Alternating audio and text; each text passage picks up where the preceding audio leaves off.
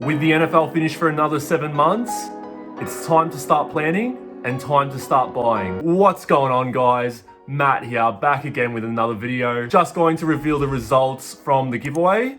The replay's up on Instagram Live if you guys want to rewatch it. The winner for the Instagram portion of the giveaway was Simo.Nahina, and the winner of the YouTube portion of the giveaway was Isaac Makoro. Thanks everyone for joining the giveaway.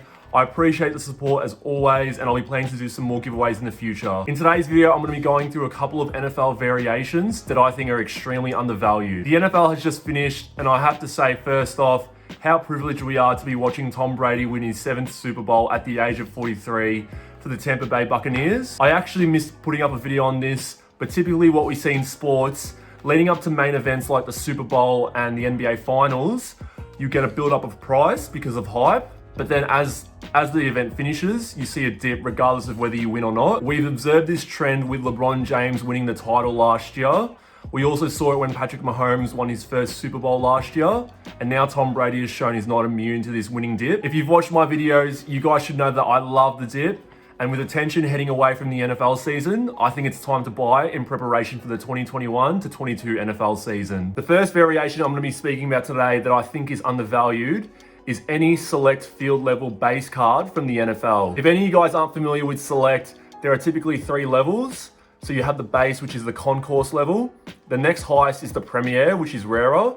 And then you have the rarest level, which is the court side for basketball, and then the field level for football. In researching this, I did a direct comparison between Prism Select for football and basketball. Now, a lot of people in the card community have pumped up Select, including me, but it's hard to deny the demand for Prism, and I think that needs to be respected. For this comparison, let's speak about basketball first.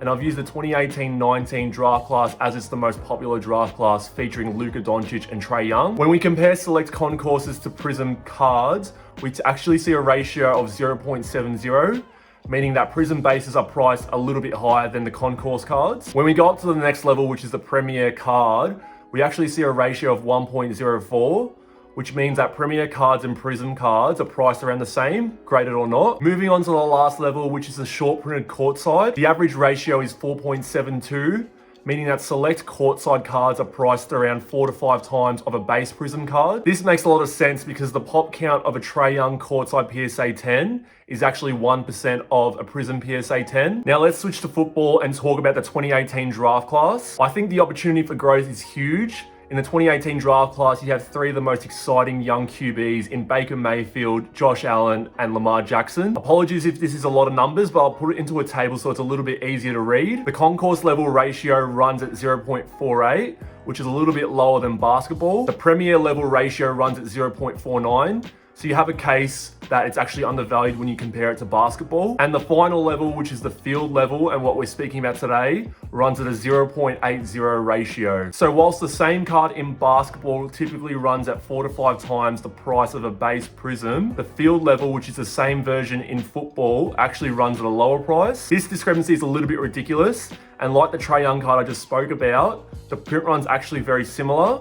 So you have about 1% of field cards compared to Prism cards. So for every 100 Prism cards printed, you have 1 field card. So if you had to make a decision and you had to pick between select field or Prism, knowing that they were the same price, you obviously would pick the select field knowing how short printed it is. Now this doesn't just run for the 2018 draft class. When you look at the 2017 draft class featuring Patrick Mahomes and Deshaun Watson, it actually runs at a 0.85 ratio as well. And looking at the class of 2019 featuring Kyler Murray and Drew Lock, it runs slightly better at a 1.44 ratio, which is a little bit more realistic. I've personally bought the field versions for Lamar Jackson and Kyler Murray, as I already have a few of the others. I'm not going to debate why, but as long as you're buying the field levels at less than double the price of the Prisms, I think you have a lot of room to grow. On top of that, I actually think the Premier NFL cards represent good value, as they should be double the price of what they are compared to basketball. Now, this doesn't actually apply to the silver versions of the field card, as for some reason, the silver field cards actually have a higher pop count than the base cards. This is in direct contrast to basketball, where courtside silvers are extremely short printed. The second variation that I'm going to be speaking speaking about today that I think is underrated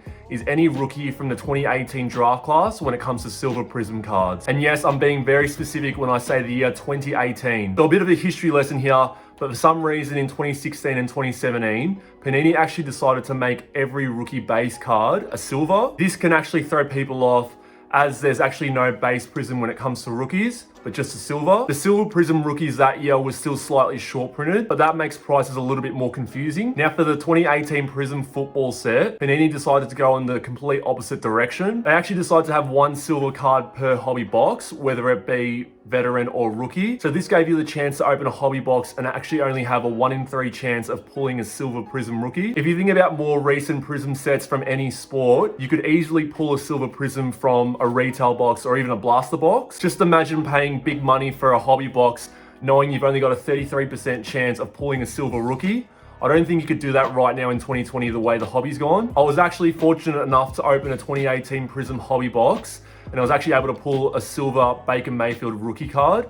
And I've been really reluctant to sell it because I don't think the going price right now is what it's worth. To take a deep dive in what I think it's worth, let's look at the pop count for silver cards from 2016 onwards, picking the most popular player. In 2016, Carson Wentz has 1,140 silver cards in the PSA pop report. In 2017, Patrick Mahomes has 3,510 silver prisms in the PSA pop report. In 2019, Kyler Murray has 334 silver prisms in the PSA pop report.